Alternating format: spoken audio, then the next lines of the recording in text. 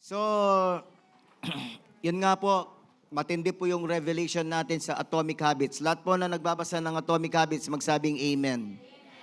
At gusto ko pong pa-watch na naman tayo, mag-watch na naman po tayo ng isang summary video. Kasi alam nyo, sabi sa akin ni Pastora Ruth, nag-uusap kami, hindi ko masyadong, hindi, si Pastora Ruth po, alam naman natin na nakakaintindi naman ng English. Sino pong naniniwala na nakakaintindi ng English si Pastora Ruth?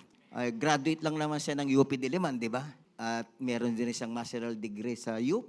Glory to God po, hindi natin pinagyayabang. May master's degree din sa UP. At hindi lang master's degree. Nagtuturo din sa UP si Pastora Ruth. Teacher sa UP, sa masteral program din nila. Nagtuturo po si Pastor. Pero sabi niya sa akin, hindi ko masyado naintindihan ng Atomic Habits kasi putol-putol. Sabi ko, mahirap magbasa talaga ng aklat pagka hindi mo alam ang summary. Alam nyo, ang pinaka-technique talaga sa pagbabasa ng aklat, summary. Sabi mo summary. Oo, kasi yung mga nagsasummarize po talaga, binibigay nila yung kanilang mga takeaways kung ano yung nabasa nila sa aklat. Kaya ako, may 20 summary na po ako, 20 takeaways na po, kaya unawang-unawa ko yung Atomic Habits. So ngayon, pangatlo, bibigyan ko naman kayo ng summary. Sana, everyday, manood po kayo ng summary kahit wala doon sa video ng Living Hope. Kasi, yun ang talagang technique para maintindihan. Kasi ito, binigay ng Panginoon para maging successful tayo. Lahat ng gusto maging successful sa buhay, magsabing Amen. Pinagpala nga yung mga youth dito naririnig nyo to. At yung mga magulang dito, please, alam kong pinakamahirap tayong baguhin, magbago po tayo, amen? At yung mga anak nyo, turuan ninyo ng Atomic Habits para maging matagumpay sila. Alam niyo, pinakamahirap turuan. No offense sa mga matatanda. Matatanda talaga. No, meron na kasi silang mindset. Pero ako po, bilang pastor, kahit magpi-59 na po ako next month, I just would like to keep on learning. Learn. No? Kaya kailangan po, yung mga kamukha kong matanda dito, kailangan meron po tayong teachability. Amen? Teachable heart. Kailangan nyo po itong Atomic Habits. Amen? Kaya for the next 5 years or 10 years of your life, mababago pa kayo. Sabihin mo sa kanila mo, mababago ka pa sa Atomic Habits. Magiging successful ka pa. Okay, let us watch this summary. Kasi meron akong gustong makita niyo sa summary dito. Come on. Si James Clear, yan ang itsura niya. Nakita niyo na si James Clear?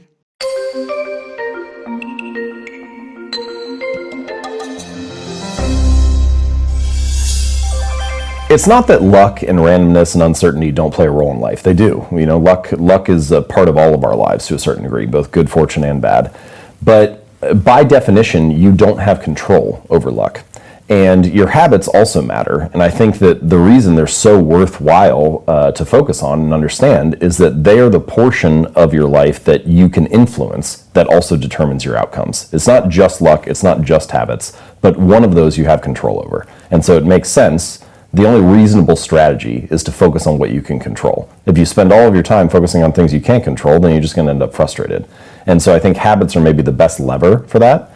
Talent and genes, they play a role, and it's important. You know, people have natural predispositions to things that make them better. But what you find is that nearly always when someone is a great performer in a particular domain, they are both well-suited, so naturally talented or have some kind of predisposition to that area, and well-trained. And so even if you are talented, you can't succeed without having great habits to execute and to fully realize the potential that you have. Your outcomes in life are often a lagging measure of your habits. You know, like a lot of the time people talk about, I want to have more money, or I want to lose weight, or I want some kind of result. But the truth is, your bank account is a lagging measure of your financial habits. Your weight is a lagging measure of your eating habits. Your knowledge is a lagging measure of your learning and reading habits. And so it's actually, we think the thing that needs to change is the bank account or the test score or the number on the scale, but actually the thing that needs to change are the habits that precede those outcomes. Every action you take is kind of like a vote for the type of person you want to become. And if you can master the right actions, if you can master the right habits, then you can start to cast votes for this new identity, this desired person that you want to be. And I think that's one of the reasons why small habits matter so much they don't necessarily transform your life overnight, right away. Like doing one push-up does not transform your body, but it does cast a vote for being the type of person who doesn't miss workouts. Or meditating for 1 minute might not give you an immediate sense of calm in your life, but it does cast a vote for being a meditator. The real goal is not to run a marathon. The goal is to become a runner. The goal is not to write a book. The goal is to become a writer.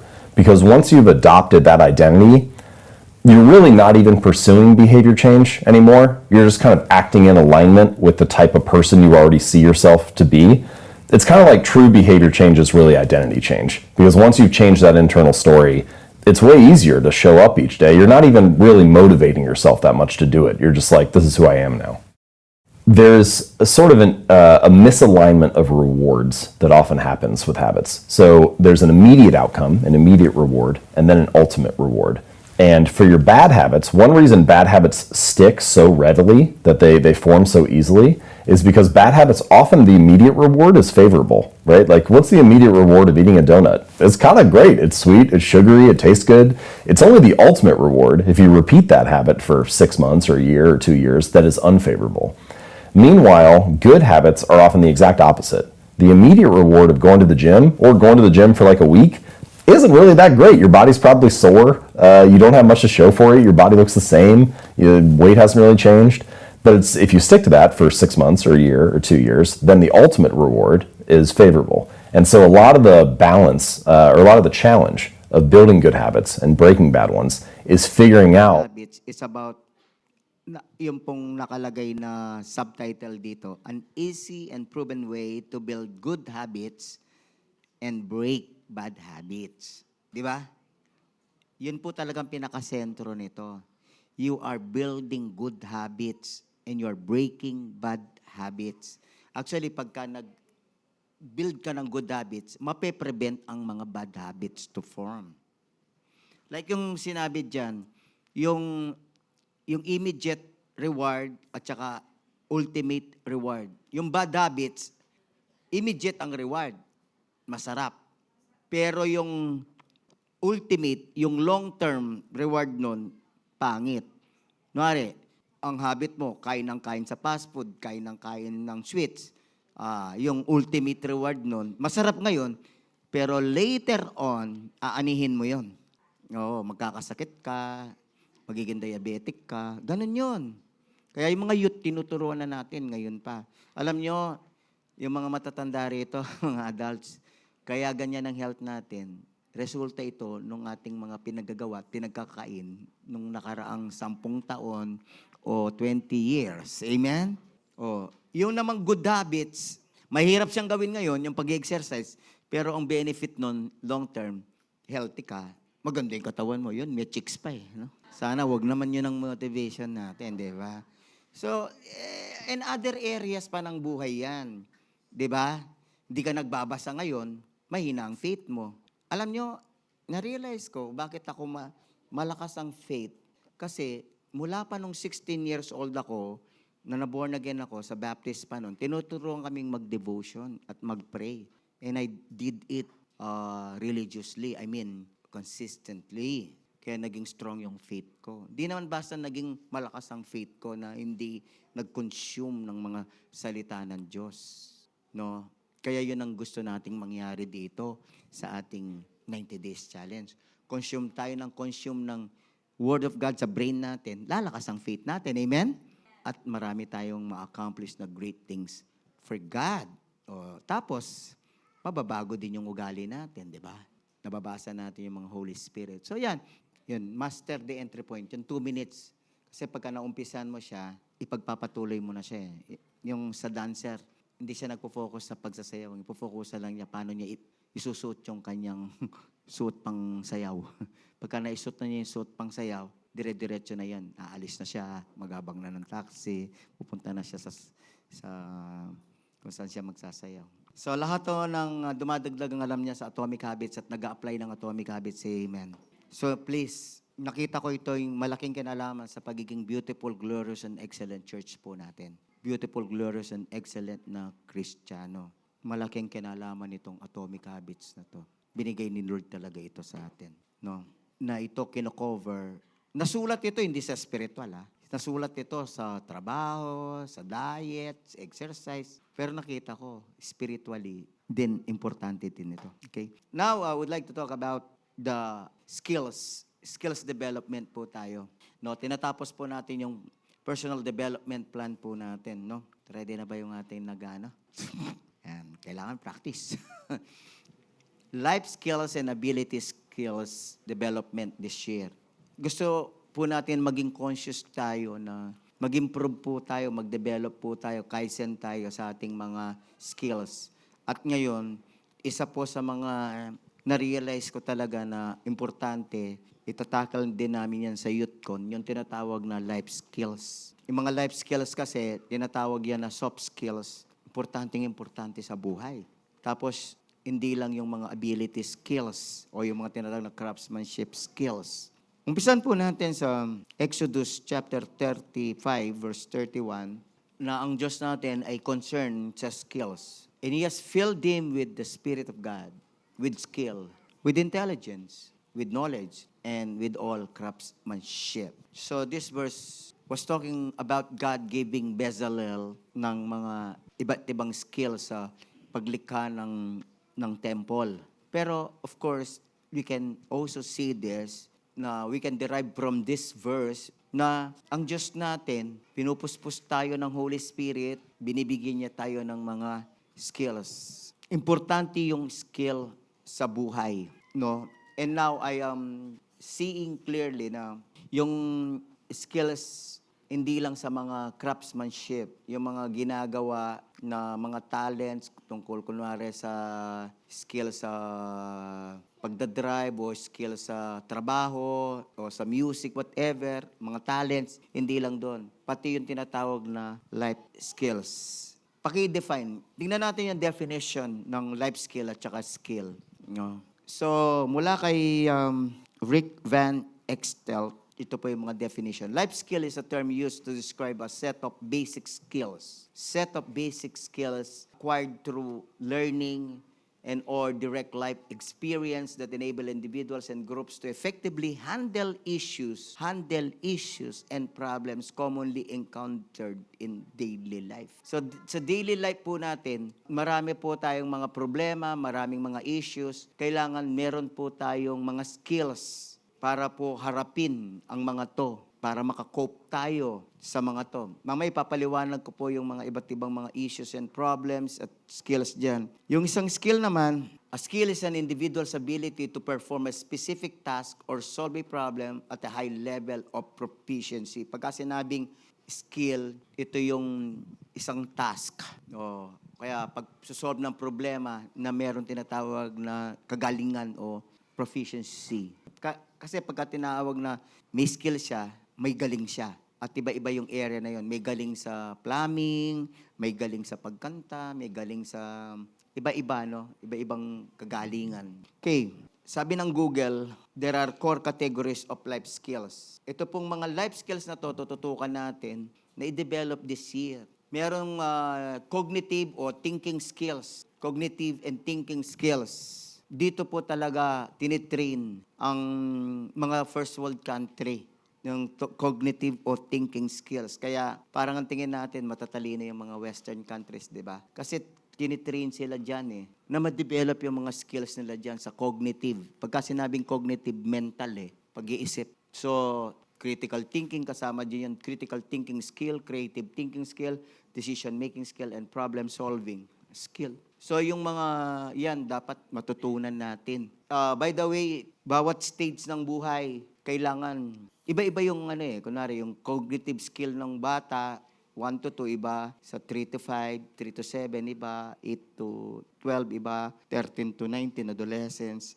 iba, mga college, iba. Pag may asawa ka na, kapag tumatanda ka na, kung anong stage ng buhay mo, kailangan may iba-ibang mga level of life skills dyan. Iba-ibang level, pero pare-pareho. Kunwari, yung cognitive thinking, siyempre, yung bata, nag-iisip din yan. Pero habang tumataas yung level mo, tumatanda ka, dapat tumataas din yung level ng skill mo doon.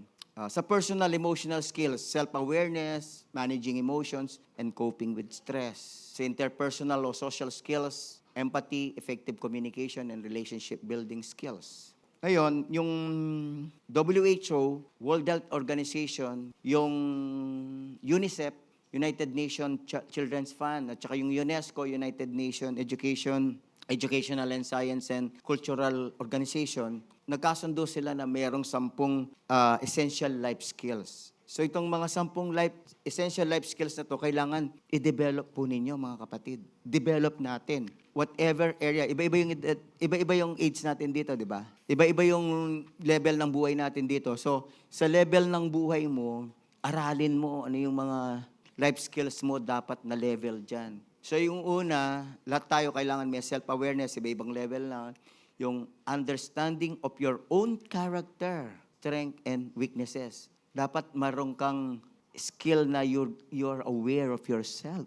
No? Kaya nga dito kulang na kulang yung mga Noipi. Wala silang understanding ng kanilang character and strengths and weaknesses. Pangalawa, empathy. Sino po nakakaalam na salitang empathy? Magsabing amen. So yung understanding and sharing the feelings of others. Skill po yung empathy. It's a skill. Paano ka makapag-empathize? Critical thinking, eto nga yung sinasabi ko. Kaya hindi po tumatalino yung mga iba, hindi sila na-train sa skill na to. Critical thinking, yung analyzing information and experiences in an objective manner.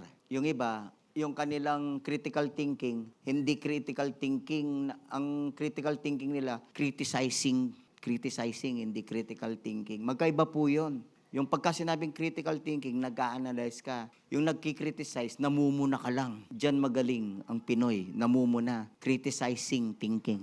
Hindi po yun ang dapat, hindi yun life skill. Kasalanan yun, yung criticize ng criticize. Okay? Negative comment, bashing, no? Ay, nako, sa mundo natin ngayon, diyan po mahinang-mahina yung mga tao. Yung mga bashing, mga bullying. Creative thinking, skill. This is about exploring new ideas and innovative solutions. Yung bang iniisip mo, ito yung tinatawag nating solution mindset. May solution sa lahat. Kapag ka walang solution, si God ang magsosolve, di ba? Yung decision making, no? Importante yan. Evaluating options to make constructive choices. Problem solving, kasama sa daily life kasi yan Kailangan meron tayong mga skills na ganyan. Nagpa-problem solving tayo. Dealing constructively with challenges. Effective communication. Di lang salita ng salita. Kailangan effective nga. Effective. Everybody say effective. Expressing oneself clearly and listening well. Pinapakinggan mo yung mga punto de vista ng iba. Di ba? Pero in-express mo rin ng maliwanag yung punto de vista mo. Yung interpersonal relationship skill. Mga Pilipino, meron tayong tinatawag na SIR Smooth interpersonal relationship. We don't want conflict. Pero in life, there's always conflict. There are always conflicts in life. So kailangan meron kang paano mo i-solve yung mga conflicts. Handle ang mga conflicts. Ito, coping with stress. Living here on earth has a lot of stresses. Amen? Oo, given na yan. So, nasa iyo na yan kung paano mo lang mahahack na yung mga stress mo, mataturn mo, hindi nagpo-produce ng cortisol. Ang napoproduce ay dopamine. The same problem, pero kung ano yung skill ng dalawang tao sa isang problema, yung tinatawag na harmful hormones, yung isa naman, naharapin niya yung the same problem, na ang ipoproduce niya yung dopamine. Maganda yung lalabas na hormone sa kanyang utak. So, kasi pinag-aaralan ko po ngayon yan At sinushow din ni Ate Cathy yan, sa ating ngayon, ang ganda So, it's about your skill, di ba? How you will cope with stress. Di ba? Coping with emotions, different kinds of emotions. Yung iba hanggang ngayon sensitive pa rin, pikon pa rin. Wala. Wala kang skill sa yung emotion, wala kang skillful. Yung iba balat sibuyas, yung iba paano mo i-manage yung anger, yung iba wala pa ring patience, paano? You have to manage your own emotions. Skill po 'yun. Amen? Okay, 'yun yung mga 10 na mga kasama din yung mga time management skill, organizing skill, planning skill. Importante po yun sa buhay. yung iba-ibang mga life skills na yan para maging effective ka. But now, I'd like to tell you about 3 things. Number 1, all life skills. Yung 10, kanina na-discuss natin. Pero hindi lang 10 yon, madami pa yon. All life skills necessary in life must be understood, learned, and developed to live wisely and be a blessing to others. Sino po dito ang gustong mabuhay ng matalino? Magsabing amen.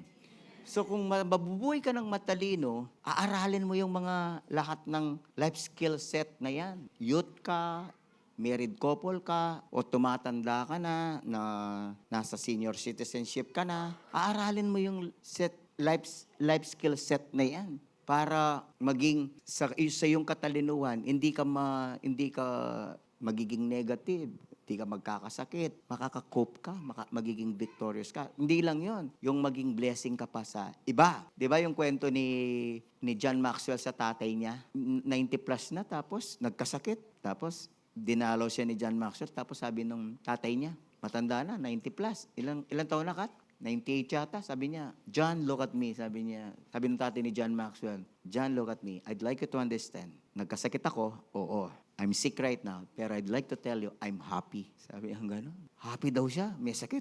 So yung life skills niya, matindi, di ba? Yung mental hacking niya, yung mental mindset niya, iba. Iba yung pagkaano ng utak niya, di ba? So, ano sabi ng salita ng Panginoon? Ephesians chapter 5, be very careful then how you live, not as unwise, but as wise. Sino po dito ang gustong wise? Magsabing amen. Yung mga wise, they learn the life skills. Yung life skill set, inaaral nila. Yung mga unwise, walang pakialam sa mga, anong life skills na yan? Anong communication skill na yan? Wala. Anong time management? They don't care about the life skills. They don't live wise. They just live unwise. Sabi doon, making the most of every opportunity because the days are evil. Ibig sabihin po dito, yung lahat na nangyayari, meron silang skill doon. Every opportunity, kailangan, ano man nangyayari, circumstance sa buhay mo, meron kang skill sa mga stressful situation, sa mga iba't ibang mga emosyon mo, gusto mong magalit, gusto mong mainggit, gusto mong magselos, meron kang skill sa lahat ng mga yan. May life skill ka dyan. Amen? Kasi ngayon, ang skill na gustong i-develop ng mga youth, computer, tsaka Netflix, which are waste of time. Lahat ng mga youth dito, mahal na mahal namin kayo, ginaguide namin kayo. No? Kung makikinig kayo and you will stick with this church, hindi namin kayo to-tolerate talaga sa mali. Ako bilang pastor ninyo, spiritual father nyo, hindi ko kayo ito-tolerate na yung mga social media ninyo. Maliwanag na sinasabi na ng mga psychiatrists. Pampasira ng buhay ang excessive social media. Pampasira ng buhay. Hindi lang panira ng oras, panira ng buhay. Kaya maraming anxious na mga youth, maraming depressed. Hindi nila naintindihan kasi. Una, yung dopamine effect. Yung tinatawag na high-level dopamine activities, sumisira ng brain. Ang screen kasi, high dopamine. High dopamine siya. Kaya nasisira yung brain, natutuyo yung brain. At tiningnan nga nila yung mga nag-i-screen time, may mga white sila habang nag-i-screen time. Pinapatay yung mga neurons ng brain. Kailangan aralin ninyo yun, mga youth. Hindi ko lang sinasabi to na kontrabida ako sa inyo, hindi. I care a lot. I love you. And I want you to have healthy brain and healthy mind. Kasi ngayon pa lang, usapan, hindi lang healthy mind, healthy brain. You cannot have a healthy mind if you don't have a healthy brain. Kaya po yung mga youth pala ngayon, hindi healthy yung kanilang mind, hindi healthy yung brain nila sa kaka-overexpose sa social media, sa screen time. And this is what we have to learn sa mga panahon natin. Lahat ng gustong maging wise, magsabing amen? Oh, ang aralin nyo yung mga life skill set ninyo. Please, wala akong time na aralin. I-message lahat sa inyo yan. Kayong mag-aaral niyan. Responsibility ninyo, aralin, unawain, i-develop yung mga life skills ninyo. Communication skills, time management, planning, decision making, critical thinking, creative thinking skills. Sabi ng James chapter 1 verse 5, if any of you lacks wisdom, let him ask God. who gives generously to all without reproach, and it will be given him. Mga kapatid ko, lahat tayo humingi ng wisdom kay Lord. Amen? Para sa lahat ng mga life skills na to, bigyan tayo ng wisdom ni Lord kasi yung Christian life, yung relationship natin sa God, magre-reflect din sa mga life skills natin. Hingi tayo ng wisdom kay Lord. Proverbs 2:6, for the Lord gives wisdom, from His mouth come a knowledge and understanding. Bibigyan tayo ng knowledge ni Lord, bibigyan tayo ng understanding ni Lord. So, mga kapatid, siyempre, pinanggagalingan natin lahat ng knowledge, understanding, wisdom natin, yung Bible. Pero, maraming bagay na kailangan tayong wise kung ano yung ating panonoorin sa social media, sa internet, na matutulungan tayo na maintindihan natin ang mga life skills na kailangan natin sa buhay. Life skills din yung mga paglilinis ng bahay. Akala ng mga youth, hindi life skill yon. Ang pagiging maayos, organisado, at pagiging mabango, skill yun. Amen? Sabihin mo sa katabi mo, dapat pa bang i-memorize yan? Then pang youth tamo, aldoldo mandi lola. Then naririnig ko, yung mga youth ngayon, hindi na daw naliligo ng araw-araw. Why? Huling kaka-social media, mandilo. No offense. I love you all. Sabihan mo kasi, no offense, I love you all. Pasimple na mo, bawan mo. Mendilo ya. Good. Ali, balo yun, mendilo ya. Domingo eh.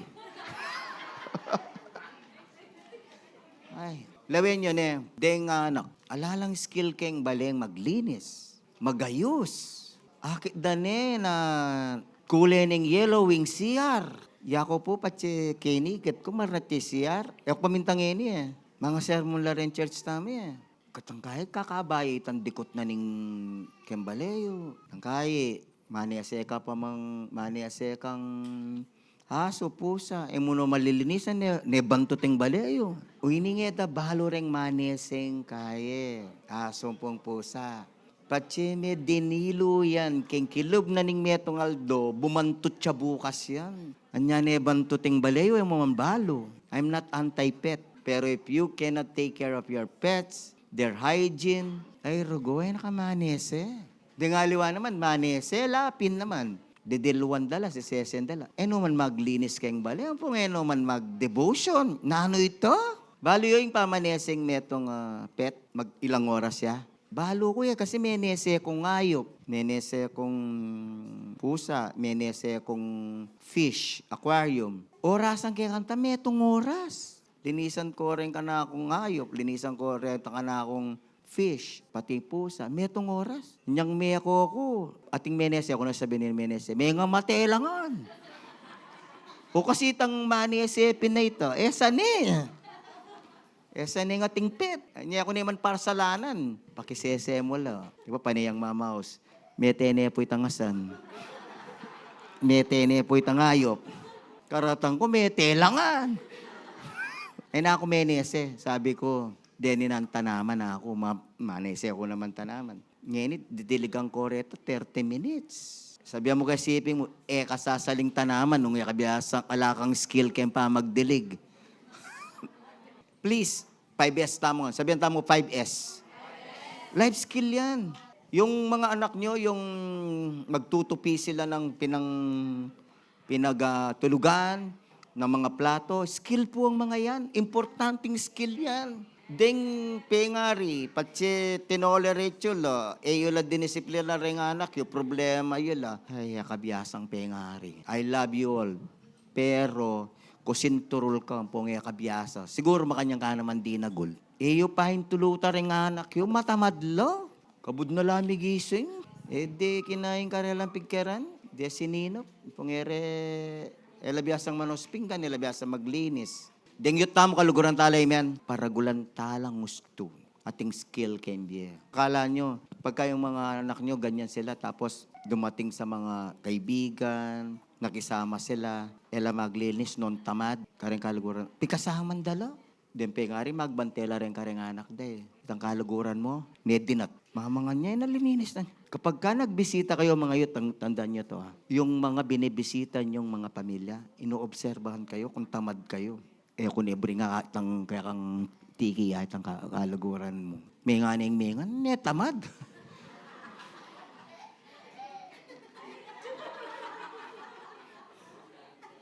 Amen? Hindi, because the youth now, they're losing it. They're losing life skill set. Alanong panatindi. Pero salamat, iba yung mga taga-living hope. Amen? Sabihan mo kasiping mo, aliwala rin taga-living hope. Mapanatindila. Amen? Pagka nagbisita, hindi siya kain ng kain. Manatindiya. Pwede ko po bang pakisabi ta? Pota po nga tiyo kayo kayong pamangan. Po isipan, tang makanano kayo magpakabsi. Ang isipin ninyo, kakain lang kayo ng konti para yung iba makakain din. Aba, ako parating magpapakit ka ng PG-12 ko ito eh. Nyatambing kong kutang. O, chapi lang tamo kayo. Now, tido ay ako, dwa mo talaga yung kanang ko. Amen? Puot natin ka pa natin bibilangan mo na eh. Pilang kami ngayon, apulo kami. Ay, rugo. Walula rin, mga nanong kanino. Pitnang ko niya mo. Ako makanyang ko po attitude. Isipan ko nung pilalareng mangan. Pilinan ko na nga akong peka maritak kanan. Aliwaya akong peka marakal. Bante da sabihan, matako ko. Amen? Hindi na po retang bisang maging mapanatindi, magsabing amen. Life skill po yan. Life skill po yan. Mga anak ang mangan, kaya kayo. Haliwang bali, hali. Kaya kayo, mga anak ang mangan. Ali, tagan mo lang naman rin kapatid mo. Di ba? Number 2, God-given skills must be developed, but focus on primary ones to obtain excellence and have an impact. So yung mga God-given skills natin, yung mga craftsmanship natin, no? Yung mga primary ones, kunwari, kung ano yung trabaho mo, no? Basta yung mga nagtatrabaho na dito, primary yan. Eh. Yung dapat i-develop mo na excellent ka dyan. Lahat ng gusto maging excellent, magsabing amen. Sa 2 Corinthians 8:7, sabi doon, as you excel in everything, in faith, in speech, in knowledge, in all earnestness, and in all love for you, see that you excel in this act of grace also. Sa Isaiah 4, to gusto ng Panginoon na maging excellent tayo. Try mo na doon ka makikilala. No? Pangatlo, become skillful in your God-given calling for His glory. Hindi ibig sabihin kasing skillful ka na. Kailangan turn yourself to become skillful. Pero, kailangan dun lang sa calling mo. Kung saan ka kinol ng Panginoon. Kasi, paano ka naman magiging skillful sa maraming bagay? Di ba? So, kung anong calling mo, dun ka magpaka-skillful. Kagaya ni David, sabi dito, Psalm 78:72. With upright heart, he shepherded them and guided them with his skillful hand. So, siyempre, si David, leader siya. Si shepherd niya, nagpaka-skillful po siya doon. Doon siya kinol ni God. Nagpaka-skillful siya doon. Hari siya, nagpaka-skillful siya doon. So, sinasabi ko dito ganito, magpakagaling ka doon sa mga kung saan ka tinawag ng Panginoon. Kung anong pinapagawa ng Lord, magpakagaling ka doon. Yung lahat dito, mga teacher, engineer, businessman, magpakagaling kayo doon. Magpaka-skillful po kayo doon. Sasabi ng 1 Samuel 16:18 about David, one of the servants answered, I have seen a son of Jesse of Bethlehem who knows how to play the harp. He is a brave man and a warrior. He speaks well and is a fine-looking man, and the Lord is with him. So si David, no? Marunong sa music, harp, marunong sa war, marunong magsalita, marunong umayos siguro ng tsura. Fine-looking man. Pero ang importante, siguraduhin po natin, the Lord is with us. Amen? Colossians 3:23. Whatever you do, work at it with all your heart as working for the Lord, not for men. Ibig sabihin dito, yung lahat ng mga skill mo, work at it with all your heart. I-work out mo lahat ito. Pagka ginagawa mo to, ayusin mo para maging skillful ka. I really would like to see all of us to become skillful. Everybody say, skillful. Sabihin natin lahat, skillful. Sabihin natin lahat, skillful. Yan. Pagka yun ang identity mo, magiging skillful ka, siyempre, doon ka magtatrabaho. Yun ang i-workout mo sa buhay mo, maging skillful ka. Lahat to ng mga care group leader dito, magsabing amen? So yung mga care group leader, tinawag kayo ng Panginoon dyan, you are forever leader. Kailangan maging skillful leader kayo. Lahat ng mga care group leader, sabihin natin lahat, I'm a skillful leader. So kapag ka skillful leader ka, siyempre, yung care group mo, dadami yan eh. Yun lang naman ang basihan ng isang skillful leader. Dumarami yung flock niya. Pagka hindi dumadami yung flock niya, wala. May skill siya, ganun lang. Pero pagka skillful yung leader, padami ng padami yan. Kaya yung mga skillful leader, nabubuo nila yung 12 nila. Amen? Kaya nga yung mga primary leader ko at saka primary leader namin ni Pastora, yung mga leader na hindi nag-grow, hindi nagle-level up yung skill ninyo sa leadership or you don't give time on developing your leadership, care group leadership. 5 bagay. Gusto ko pong share ng 5 bagay na mabilis lang. Una, kailangan ng nurturing, training, practice, evaluation, mentoring sa skill nyo para i-nurture niyo yung skill ninyo. Attend kayo ng training. Kaya sa church natin, training tayo ng training. Focus nga natin yan leadership development. Tapos, i-practice nyo ng i-practice. Kaya yung mga leader dito, pagka good leader kayo, set kayo ng good example, ginagawa nyo yung 90 days challenge. Amen? Oo. Tapos, evaluate. Ine-evaluate ninyo at nagme-mentoring kayo. Gusto ko na lang basahin yung Proverbs 15:22. Plans fail for lack of counsel, but with many advisors, they succeed. So, kailangan nagpapa-advise tayo. Nagpapa-advise tayo, paano tayo magiging skillful. Actually, ang pinakamagandang mag-advise sa'yo, yung skillful na doon sa calling na yon. Oo, kasi nga, ang sinabi nga ni John Maxwell, nung gusto niyang maging good leader, maging skillful leader, ang ginawa ni John Maxwell, nabasa ko sa isang aklat niya na kinontak niya yung mga magagaling na spiritual leader sa Amerika. At sinabi niya na paki-advise ako, paki-mentor ako. Kasi that's the fastest way to become skillful. Be mentored by a skillful person at that area, sa area na yon. So, kaya ako nagpapa-mentor po ako kay Bishop Oriel. Hindi ka naman pwedeng magpa-mentor o magpa-advise sa hindi skillful, di ba? Kailangan dun sa skillful ka magpapa-mentor. O kahit naman yung mga teacher dito, yung mga engineer, gusto mong ma-develop sa teaching, magpapa-mentor ka ba sa hindi magaling magturo? Hindi naman. Magpapa-mentor ka ba sa hindi magaling na engineer? Hindi naman. Doon sa mas magaling sa'yo, di ba? Pero tandaan nyo to, we cannot outgrow mentorship. Hindi mo pwede sabihin na, ako hindi ko na kailangan ng mentor. Hindi ko na kailangan na magte-train sa akin. Hindi. Alam nyo, ako, pastor nyo ako, di ba? Proven naman na through my leadership, yung church natin nag-grow. Pero, I keep on attending training. Kasi the moment na hindi ako nag-attend ng training, hindi rin umaangat yung level of leadership ko. Kahit yan, sina Olan, si mga teacher, mga nurse, one time si Jen. O Jen, anong ginagawa mo dyan? Sabi ko, nagtitraining po ako. Yung mga nurses sa Amerika, I think pati dito sa Pilipinas, yearly, nire-require sila ng I think 20 to 40 hours of training. Yearly yun. Sino dito yung nagtitraining sa nila? Di ba yung mga teachers nag-attend ng training? Yearly? Yung mga engineer, Roland, nag-attend ba kayo ng training? Ilang oras? 40 din. Required sila. Ikaw, kailangan mag-attend kang training. Kung businessman ka, kailangan, yung skill mo, keep on attending training. Ngayon itamo kayo church, inggoal tamo, maging leader tangan di ba? Fulfilling the Great Commission. Kasi inutusan tayo ng Panginoon na go and make disciples and then teach. O siyempre, magme-make disciple ka. Sabihin mo sa katabi mo, mag-Great Commission ka, di ba?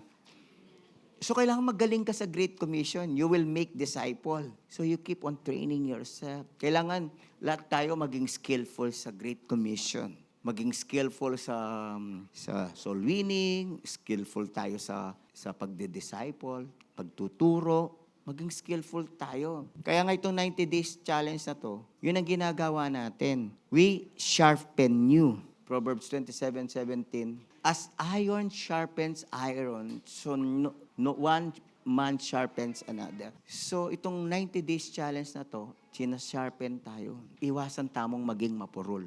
Patse tamo masasharpen, pupurol tamo Sino po dito ang gusto na maging leader pero mapurol na leader, magtaas ng kamay? Wala naman Kasi kailangan lahat to tayo maging matalim na leader. Big sabihin, nakakaputol tayo. We make difference. So, sino po dito ang magde-develop ng kanyang life skills this year? Magsabing amen? lahat tayo, please, maging skillful tayo kung saan tayo tinawag ni Lord. Yung mga leader dito, maging skillful leader kayo.